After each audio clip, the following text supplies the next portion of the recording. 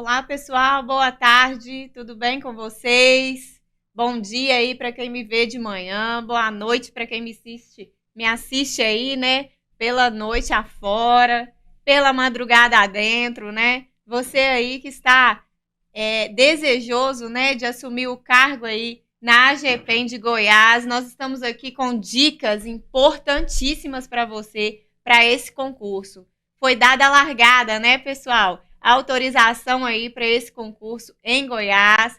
Bom, são muitas vagas ofertadas aí para a Polícia Penal, né? E vocês cheios de expectativas e com razão, né? Tem que estar mesmo cheio de expectativas, cheio de energia, cheio de vontade, porque essa vaga pode ser sua, ok? E nós queremos estar com você, te ajudando nessa trajetória, né? Facilitando aí a sua vida de concurseiro, porque a vida do concurseiro não é fácil não, né, meu filho? Mas nós estamos aqui para te ajudar, te dar dicas importantes, tá bom? Dentro aí do que pode ser o seu edital, das matérias mais recorrentes, dos conteúdos mais recorrentes. Eu sou a professora Daniele, seja bem-vindo aqui à nossa aula, né, de dicas, um projeto muito legal aí do Monster para você, tá joia? Bom, como nós não temos como, né, pessoal, esgotar aí todo o conteúdo do edital aqui nos nossos 40, 50 minutos, nós vamos aos tópicos e conteúdos que podem ser mais importantes aí dentro do seu edital, tá bom? Vem comigo, fica atento, pega o seu café, pega a sua água, pega o seu balde de gelo para botar o seu pé, mas não dorme não, meu filho, fica aqui comigo para a gente aprender hoje sobre direito administrativo, ok? Uma matéria muito, muito importante dentro do seu edital. Bom, vamos começar aqui então falando sobre organização administrativa do Estado, né, pessoal? Um conteúdo importantíssimo aí dentro dos editais de direito administrativo. Bom, quando nós falamos aqui, pessoal, de organização administrativa do Estado, nós temos que falar principalmente da administração direta e administração indireta, que é a forma básica da administração se organizar. Então, quando nós falamos desse tópico aqui, se estiver previsto esse tópico aqui dentro do seu edital, nós vamos falar de como a organização administrativa se dá, né, do Estado, da União. Então, como é composta a administração pública, certo? Como é estruturada a administração? Quem faz parte da administração, ok? Nesse cenário aí, quem está dentro da organização administrativa e quem não está. Então, nós vamos falar da estrutura básica da administração, ok? Bom, dito isso, nós vemos que a administração, ela basicamente é dividida em administração direta e administração indireta. Por que eu falo aqui, né, pessoal, basicamente? Por quê? Porque nós temos o terceiro setor, nós temos as paraestatais, mas nós não vamos falar delas aqui agora, senão a gente ficaria aqui o tempo todo nisso. E você tem muita coisa importante para ver. Então, nós vamos falar dessa estrutura básica que é a administração pública direta e a administração pública indireta, ok? Bom, quando eu falo em administração direta, eu estou dizendo que é o Estado diretamente atuando nos serviços, atuando na execução dos serviços. E quem é o Estado diretamente atuando?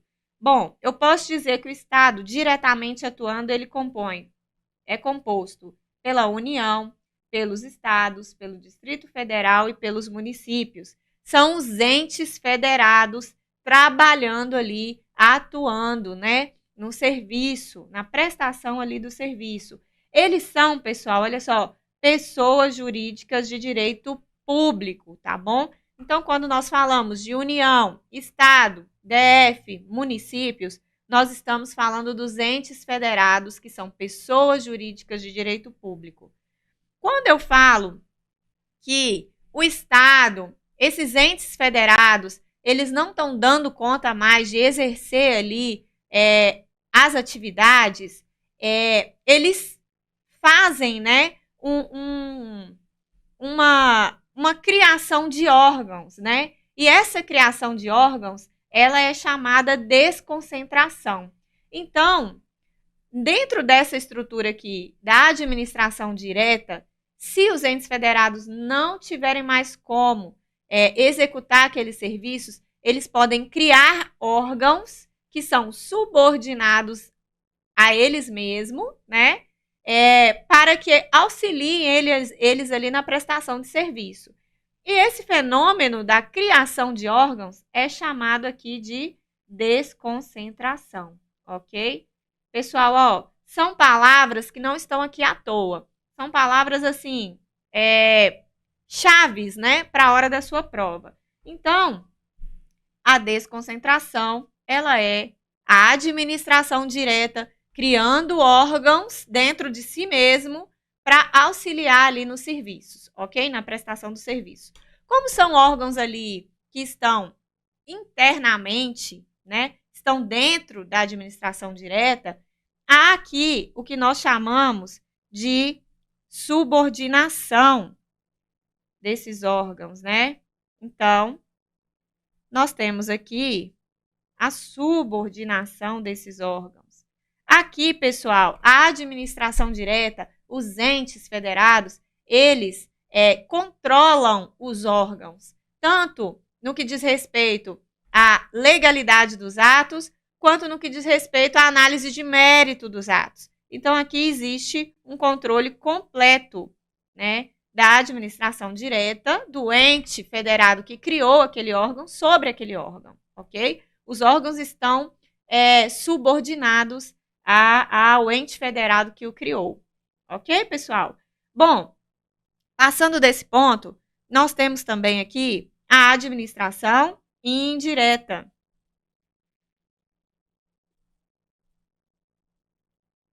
Temos aqui a administração indireta. E quem é a administração direta? Quem faz parte da administração direta e quem cria a administração indireta? A administração indireta, pessoal, eu gosto de dizer que ela é como se fosse os filhos da direta. Por quê? Não está dentro como os órgãos estão.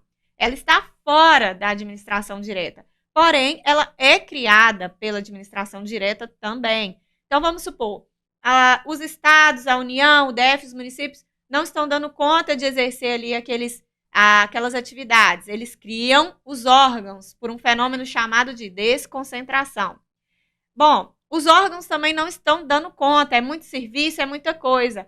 Então vamos fazer o seguinte, vamos criar algumas entidades que não estão dentro de nós, mas estão fora, vinculadas a nós, mas que tenham toda a autonomia para trabalhar, ok? Então, nesse caso aqui, a administração direta cria entidades na administração indireta para se trabalhar vinculada ali à administração direta. Então, primeira coisa aqui que a gente tem que observar é que são entes administrativos.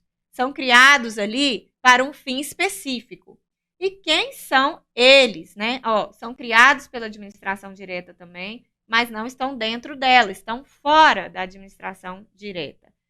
Quem são eles? Olha só, são as autarquias, fundações públicas, empresas públicas, sociedades de economia mista, ok? Bom, todos esses entes administrativos aqui, autarquia, fundação pública, empresa pública e sociedade de economia mista, compõem a administração indireta, criada pela direta. E eu disse que não estão dentro da administração indireta, estão fora, são autônomos. Então, há aqui uma vinculação, tá bom? Uma vinculação à administração direta, o que é diferente da subordinação, tá bom, pessoal? Aqui, quando a administração direta cria esses entes da administração indireta, há um fenômeno diferente da criação dos órgãos. Há um fenômeno chamado de descentralização. Por quê? A administração deixa de ser o centro ali da execução do trabalho para que as entidades autonomamente executem ali o trabalho. Então, a descentralização. E você pode gravar isso aqui, marcando aí as palavrinhas que há no centro dessa palavra, né? Olha aqui para você ver, ó. Nós temos aqui, ó, a desconcentração como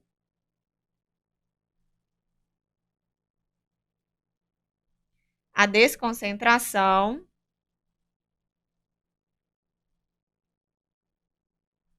com um CO no meio aqui, né, ó.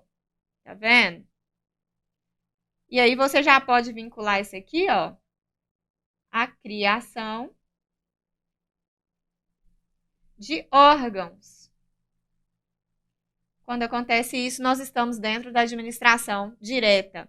E aqui embaixo nós temos a descentralização. Então você marca aqui o CENTE, né? Que é criação de entidades, tá bom? Assim fica mais simples de você memorizar, de você, na hora da prova, se você não tiver memorizado, você conseguir responder corretamente, se remeter, né, à resposta correta. Então, quando há aqui a administração direta cria entes da administração indireta, autarquia, fundações públicas, sociedade de economia mista, empresa pública, há o fenômeno chamado de descentralização, que é a criação de entidades, ok? Que estão vinculadas à administração direta. Qual que é a diferença, gente? Enquanto a subordinação, ela dá ali, confere aos entes federados pleno poder para poder controlar os órgãos, a vinculação só dá à administração direta o poder de supervisionar os atos das entidades. Então, aqui, dentro da administração indireta, a relação entre a direta e a indireta é uma relação de vinculação.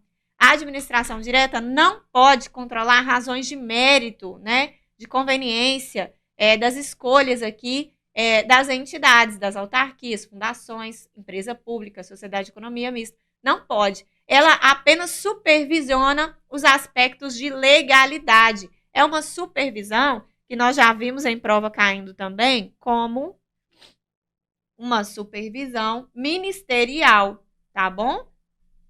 Que concede aí à administração direta apenas uma supervisão sobre os aspectos legais e não de mérito. Ok, pessoal? Bom, como que isso pode cair na sua prova? Vamos fazer uma questãozinha aqui para a gente conseguir visualizar concretamente como cai isso em prova. Olha só, uma questão recente diz assim: acerca da organização da administração pública, assinale a alternativa correta. Eu sempre gosto de pôr essa questão porque ela vem falar aqui também, ó, das paraestatais do terceiro setor, que nós não falamos muito lá no início, mas nós vamos falar aqui agora. Então, é uma questão bem completa para a gente estudar bastante o que a gente acabou de dizer. Bom, nós queremos a alternativa correta, certo? Vamos começar aqui, ó. Letra A. Compõe a administração pública indireta. Eu já gosto de ir marcando, viu, pessoal? As autarquias, sim, né? As fundações instituídas pelo poder público, ok. E as empresas públicas, também. Essa questão aqui, ó, corretíssima, ok? Está corretíssima. Agora, gente, em direito administrativo, infelizmente, nós vamos ler todas as opções aqui, porque uma que a gente está estudando e outra, às vezes, cai questões meio certas e outras mais certas ainda, infelizmente. Bom, eu acho justo? Não acho, mas eu não posso brigar com a banca, né? Então, vamos seguir aqui e ver as outras opções, o que tem de errado, né? Se essa está certa, vamos ver o que está de errado nas outras. As empresas públicas, olha só, está falando então da empresa pública. Nós vimos que ela está onde? Na administração indireta. A sociedade de economia mista, também administração indireta. E os consórcios públicos compõem a administração pública direta. E aí, pessoal? Erradíssimo, né? nós vimos que isso aqui compõe a administração pública indireta, não é? Indireta. E os consórcios públicos não estão lá dentro de administração indireta. Então, essa está errada. As entidades paraestatais e o terceiro setor compõem a administração pública indireta. Também está errado, pessoal. Como eu disse, nós não falamos muito sobre eles porque nós precisaremos de mais tempo. Dentro dessas dicas, aspectos mais focados, importantes e objetivos aí do seu edital. O que eu posso dizer sobre as paraestatais e terceiro setor? Eles estão fora da administração pública, ok, pessoal? Então, nós temos a administração pública como direta, os entes federados, e indireta, autarquia, fundações, sociedade de economia mista e empresa pública. E para estatais e terceiro setor são colaboradores aí, né? E estão fora da administração. Não compõem nem a direta nem a indireta. Os órgãos integrantes da União, então aqui ó, União, Estado, município, DF, aos quais a lei confere, está falando aqui dos órgãos, os quais a lei confere exercício de função administrativa, compõem a administração pública direta, assim como autarquias, fundações instituídas pelo poder público. Até aqui estava certo, né, pessoal? Agora, esse assim como as autarquias, fundações instituídas está errado. Por quê? A administração autarquias, fundações compõem a administração pública indireta, ok? A administração pública indireta é composta pelos órgãos integrantes da União, dos estados, toda errada, né? Tudo errado aqui, ó. Aqui deveria ser direta, ok? Beleza, beleza. Vimos tudo aqui que precisava de forma objetiva, ó. Olha só, nossa alternativa, então, letra A, ok? Nosso gabarito compõe a administração indireta e autarquias, fundações e empresas públicas, ok, pessoal? Mesmo não estando aqui, ó, autarquias, aqui faltou sociedade de economia mista, né? Só que mesmo faltando a sociedade de economia mista, não faz da questão estar errada, porque está dizendo que autarquia, fundação e empresa pública compõem a administração indireta e está certo, ok, pessoal? Vamos lá. O assunto que nós vamos falar agora é sobre agentes públicos, ok? Também pode ser chamado aí sobre servidores públicos. Então, fecha a conta aí, passa a régua, né, em organização administrativa, que nós vamos falar aqui agora sobre agentes públicos, que para você também é muito importante. Bom, primeira coisa que nós precisamos saber aqui, pessoal, é que agentes públicos é um assunto tratado em vários lugares. Nós temos tratando na doutrina, nós temos tratando, né, do assunto na Constituição Federal, do 37 ali para frente, e nós também temos tratando em Estatuto dos Servidores, que aí vai depender de cada instituição, de cada estado, vai tratar no seu estatuto aí a respeito dos servidores, dos agentes públicos. Então, nós vamos nos concentrar aqui hoje no que diz a Constituição Federal sobre os agentes públicos, ok? Então, a nossa concentração aqui é doutrina e mais ainda a Constituição Federal. Bom, primeiramente, é importante você entender o conceito, né? E o conceito, ele é trazido nessa lei aqui, ó. Olha só, Lei 8.429 de 92, no artigo 2º.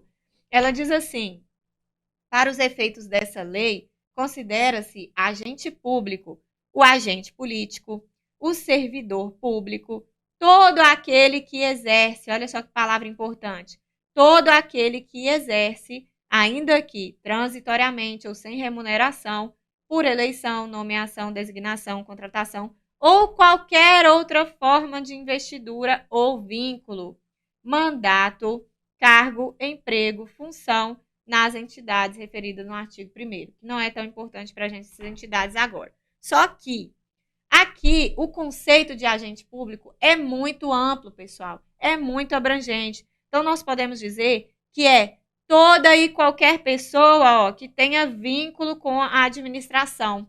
Toda e qualquer pessoa que tenha vínculo com a administração, ela é considerada agente público, ok? Então tá bom. Mas é importantíssimo você ter esse conceito aqui dessa lei na sua mente, porque cai bastante exatamente esse artigo aqui, ok? Todo aquele que exerce mandato, cargo, emprego, função nas entidades do artigo 1º, que é a própria administração pública, né? Então, olha que interessante.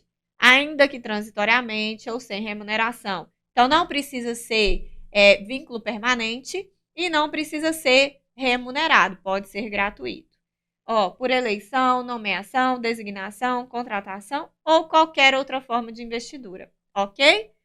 Pronto. Dito isso, já que são todas as pessoas aqui que exercem, né, mandato, cargo, emprego ou função na administração, nós vamos falar o que seria aqui o cargo, o emprego e a função pública. Que, gente, quando aparece uma questão sobre a gente, eles sempre colocam, né, alguma relação sobre esses cargos aqui, essas funções aqui, na verdade, né? Essa classificação aqui de investidura, né? E de vínculo. Então, essas pessoas, elas podem ter vínculo de cargo público, de emprego público, de função, de mandato, e nós vamos ver aqui o que são cada uma dessas coisas, porque nós precisamos saber quem exerce o cargo, quem exerce o emprego, qual é o tipo de vinculação, né, que tem com a administração, se o regime é estatutário, se não é, se é CLT e se é por meio de concurso público ou não a investidura desses vínculos aqui, tá joia? Então, o que é importante aí dentro do conteúdo de agentes públicos, nós vamos falar agora. Bom, o que são, né, pessoal? Então, o que é o cargo público? Nós vamos começar falando aqui que o cargo público, olha só, ele é ocupado por servidor público, ok? Na administração direta ou indireta. É um cargo onde o servidor está sujeito ao regime estatutário e são escolhidos através de concurso público. Possui estabilidade após os 3 anos de estágio probatório, juntamente com a avaliação especial de desempenho. Você não pode esquecer que a estabilidade, ela não precisa só dos 3 anos de estágio probatório. Quando nós falamos sobre a estabilidade adquirida pelo servidor público em um cargo público, nós estamos falando dos 3 anos de estágio probatório mais a avaliação especial de desempenho, ok? Esses dois aqui sempre andarão juntos. 3 anos de estágio probatório e avaliação especial de desempenho. O que é a estabilidade, gente?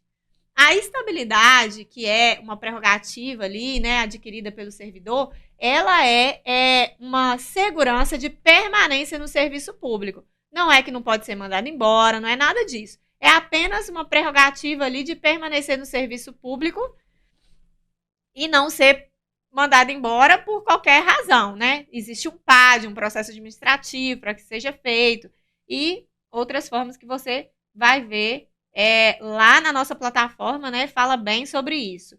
Nas aulas mais aprofundadas aí sobre agentes, ok? Mas por hora você tem que lembrar disso. A estabilidade ela vem com os 3 anos de estágio probatório, é a segurança de permanência no serviço público, mais a avaliação especial de desempenho, ok? Bom, então, cargo público é exercido, né, ocupado por servidor público, pode ser na administração direta ou indireta, regime estatutário, que é diferente da CLT, e escolhido através de concurso público. Já o emprego público tem a diferença aqui, olha, de ser ocupado por empregado público. O servidor que está em um emprego público, ele é o nome que se dá a ele, né? A classificação aqui é empregado público. Pode atuar na entidade privada ou pública. Porém, olha só na administração indireta. Tá bem, pessoal? O emprego público compõe aqui a administração indireta e é regido pela CLT. Não é estatutário o regime dos empregados públicos, aqueles que passam em concurso, porque aqui também é por concurso público, porém, para assumir aqui emprego público, o sistema, né, que rege os empregados públicos é a CLT. E aqui, olha só, pessoal, não gozam da estabilidade. Olha aqui as diferenças, né? Então, falando de emprego público, eles são empregados públicos que ocupam aqui, por meio de concurso público, a administração indireta. Pode ser privada ou pública a instituição, a entidade, porém, dentro da administração indireta e não possuem estabilidade, ok? Olha só, é concurso público e não tem estabilidade, porque é CLT, né, pessoal? É diferente. Então, vamos falar aqui agora da função pública, que é a mais diferentona de todas. A função pública é uma atribuição, olha só, destinada a qualquer agente público, ok? Abrangendo aqui função temporária e a função de confiança também, na administração direta ou indireta, por necessidade de contratação temporária e excepcional interesse público. Então, quando nós falamos de função pública, tem que ter, necessidade de contratação temporária e interesse público, que sempre vai estar, né, nas ações da administração, né, gente? O interesse público é o fundamento basilar aí de todas as ações da administração.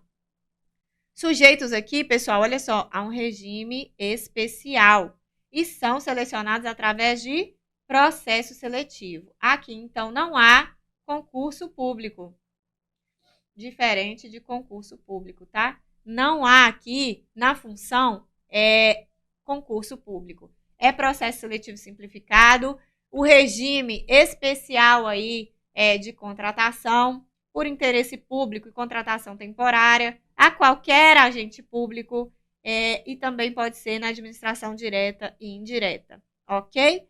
Como isso pode cair na minha prova, professora? Olha só, vamos ver aqui uma questão. Gente, as questões que eu trago aqui são todas recentíssimas, no máximo de 2022. Então, 2022, 2023, que é o nosso ano aí, né? Então, vamos lá ver como que isso cai. Bom, de cara aqui, ó, a questão está perguntando a incorreta. Fica atento a essas coisas, tá, pessoal? Atento ao comando da questão. Sobre os conceitos e características de cargo, emprego e função pública, assinale a alternativa incorreta. Bom, função pública significa o exercício de atividade de competência da administração. Então, tá querendo saber? Função pública. Vou tirar aqui para ficar mais caprichadinho.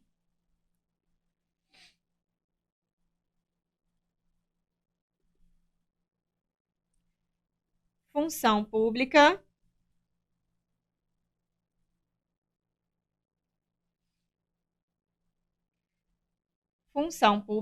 significa o exercício de atividade de competência da administração, em nome dessa e de acordo com suas finalidades, ou seja, para atender o interesse público. Ok, não vi nada de errado aqui, pessoal. Ó, função pública, exercício de atividade de competência da administração, ok. Em nome dessa ou de acordo com suas finalidades, beleza. Ou seja, para atender o interesse público. Certíssima, mas é a certa que a gente quer? Não, não é a certa, né? Nós queremos a incorreta. Então, quando a função é exercida com base em contrato de trabalho regido pela Consolidação da Lei de Trabalho, CLT, o vínculo denomina-se emprego público. Certíssimo também. É no emprego público que nós temos um empregado público que passa em concurso público, porém regido pela CLT, ok? Cargo público. Então, vamos lá falar do cargo. É o conjunto de atribuições e responsabilidades criados por lei, certíssimo, em número determinado, certo também. Nome certo e remuneração específica, ok. O ocupante do cargo público tem vínculo estatutário, olha que beleza, regido pelo Estatuto dos Funcionários Públicos, certíssima também, nada errado. Só nos resta aqui a letra D. Vamos ver aqui como está a letra D. A realização de concurso público é apenas exigida para investidura em emprego público, sendo desnecessário realizar concurso para cargo público, pessoal. O que é isso? É apenas exigida, é apenas. Gente, quando vocês veem aí uma questão, né, trazendo aí é apenas, somente, né? Vocês já devem ter ouvido vários professores falando, você já arregala o olho, né? Porque pode ter alguma coisa errada. E essa aqui realmente é o nosso gabarito de questão errada.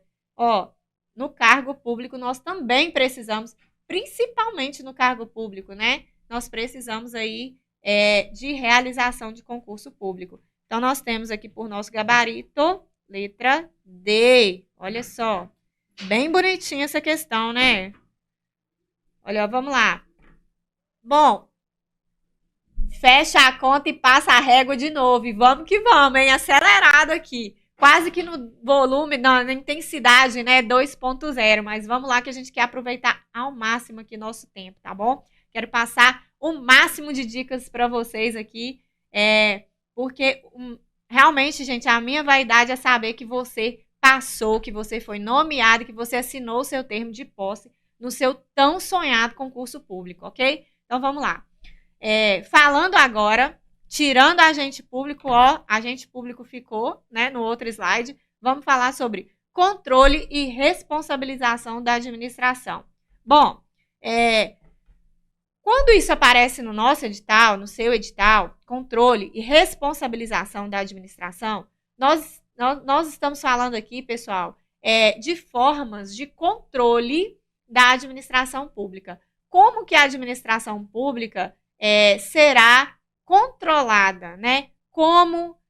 Quais são os meios, as formas que os atos da administração podem ser controlados. Uma vez que nós entendemos que a administração pública, ela trata e trabalha e cuida dos bens públicos, das coisas públicas, o chamado, né, res pública, pode aparecer na sua prova assim também. Então, uma vez que essa administração cuida da coisa pública, os atos, né, têm que ser controlados. Os atos dessa administração devem ser controlados. E como que isso acontece, né? Quais são os meios de controle dessa atuação da administração? Bom, o controle da administração pública, você tem que pensar nele como um gênero, do qual decorre aqui 3 espécies de forma de controle. A administração, ela pode exercer um papel de controle administrativo, legislativo ou judicial, ok? E quando nós falamos do controle administrativo, é sempre um controle interno, pessoal. Por quê? Porque é a forma da administração controlar os seus próprios atos.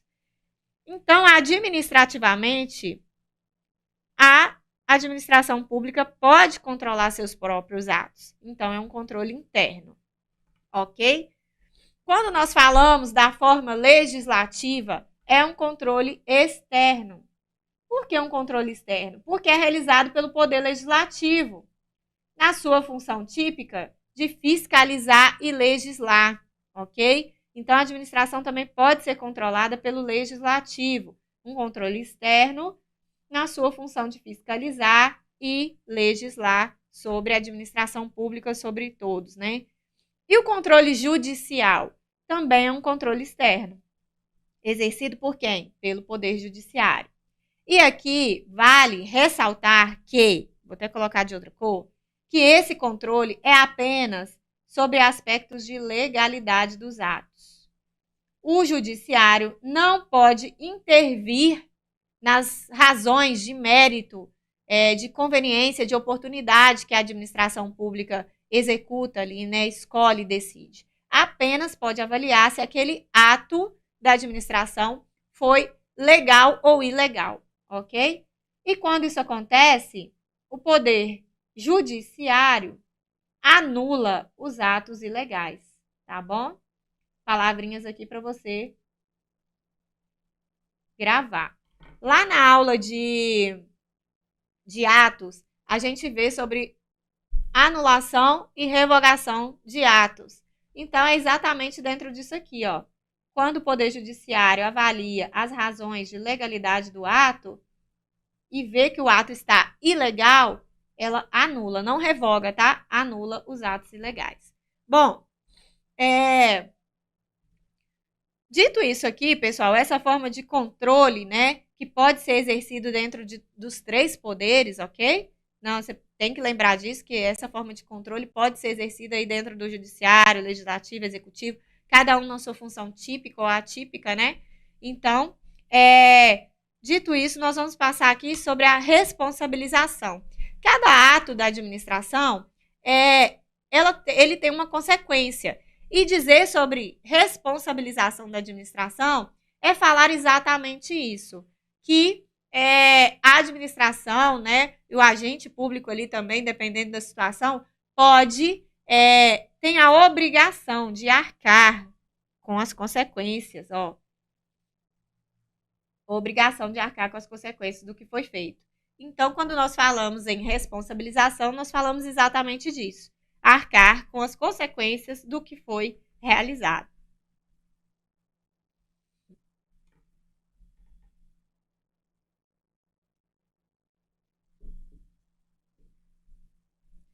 No direito brasileiro, quando nós falamos nessa responsabilização da administração, nós estamos falando, pessoal, ó, de uma tríplice responsabilidade. Isso porque existe 3 espécies de responsabilidade. Olha só, administrativa, civil e penal ou criminal, né? E quando nós falamos aqui da responsabilidade administrativa, ela ocorre na prática de atividade funcional. Por isso também é chamada de responsabilidade funcional. Essa espécie de responsabilidade administrativa, né, que é aberto o PAD e tudo, pode levar um agente público a sofrer aí as penalidades internas, né? Demissão, suspensão. Então, a responsabilidade administrativa ela está dentro aqui, né, internamente, é uma responsabilidade funcional, ok? De prática da atividade mesmo da administração ali. Então, é onde nós temos aqui o PAD, né? Vamos dizer assim, processo administrativo disciplinar. Responsabilidade civil, e é a que nós vamos ver agora, né? É o dever de indenizar, tem característica patrimonial, material, moral e estético, né? É quando afeta ali uma terceira pessoa, né? O ato da administração afeta uma terceira pessoa e essa pessoa e caracteriza ali o dever dessa pessoa ser indenizada, seja materialmente, moralmente ou esteticamente. A responsabilidade penal ou criminal é a privação da liberdade, é a restrição dos direitos. É a que você vê lá, ó, lá no direito penal, no Código de Processo Penal, tá bom? Não é a que nós vamos ver aqui agora, nós vamos ver aqui a responsabilidade civil, ok? E, em regra, quando nós falamos de responsabilidade civil, pessoal, nós temos aqui o artigo 37 da nossa Constituição Federal, que diz assim, ó, as pessoas jurídicas de direito público e as de direito privado. Então, ó, já podemos aqui colocar aqui pessoas jurídicas de direito público, pessoas jurídicas de direito privado, prestadoras de serviço público, responderão pelos danos que seus agentes causarem, ó, nessa qualidade, causarem a terceiro. Responderão pelos danos que causarem a terceiros. Assegurado o direito de regresso contra o responsável nos casos de dolo ou culpa. Bom, aqui, esse parágrafo 6º, gente, precisava até ser, ele precisa ser estudado em 2 composições. Porque primeiro vem falar da responsabilidade do Estado ou das pessoas jurídicas de direito público, ou até mesmo as de direito privado, que são prestadoras de serviço público. E aqui embaixo, ele vem falar do direito de regresso. É outra coisa. Está vinculado, mas é outra coisa. Então, nós vamos estudar a primeira parte e depois a segunda parte que está aqui, ó, direito de regresso. Ok? Bom, a primeira parte, então, fala da responsabilidade dos agentes aqui, né? Dos agentes públicos ou dos agentes aqui, pessoas jurídicas de direito privado que prestam serviço público. Qual é a responsabilidade? Em regra, pessoal, a responsabilidade dessas pessoas é objetiva. Olha só a nossa regra aqui. A regra é que a responsabilidade é objetiva. E eu dizer que essa responsabilidade do Estado para com a vítima ser objetiva, eu estou dizendo o quê? Que não depende de se provar dolo ou culpa, ok? Quando eu falo que a responsabilidade é objetiva, eu estou dizendo que não precisa da vítima provar dolo ou culpa na ação do Estado. É necessário apenas que a vítima prove que a ação, a conduta existiu, que essa conduta foi que causou o dano, tá bom? E que o agente estava em exercício ali da sua função. Então, apenas precisa da conduta, do nexo causal entre a conduta e o dano e a existência do dano, né, gente? A existência do dano e que o agente estava em exercício da função, ok? Então, quando se prova essas coisas aqui, não precisa se provar dolo ou culpa daquele agente público, ok? A responsabilidade é objetiva, o Estado tem que indenizar.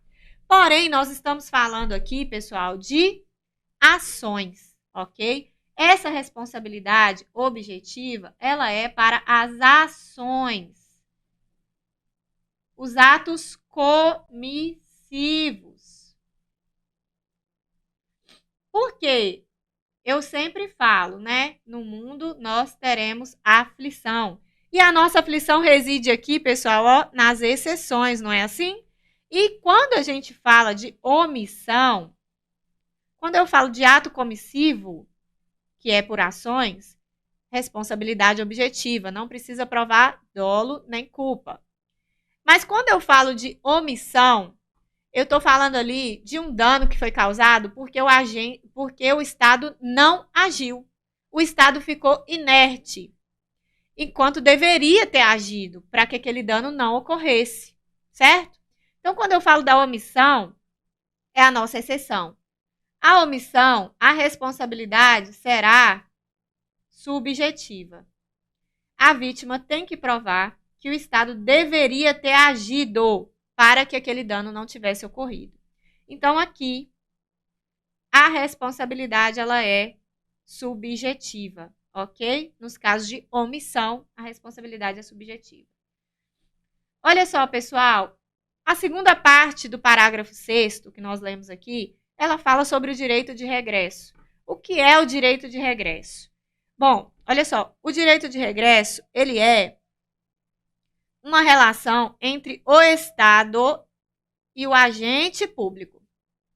Não tem a ver com o terceiro que foi afetado, o terceiro que foi lesionado ali, né? A vítima. Não tem a ver. Tem a ver entre o Estado e o agente público. Quando o agente agiu ali, realizou aquela ação, é avaliado se existiu dolo ou culpa.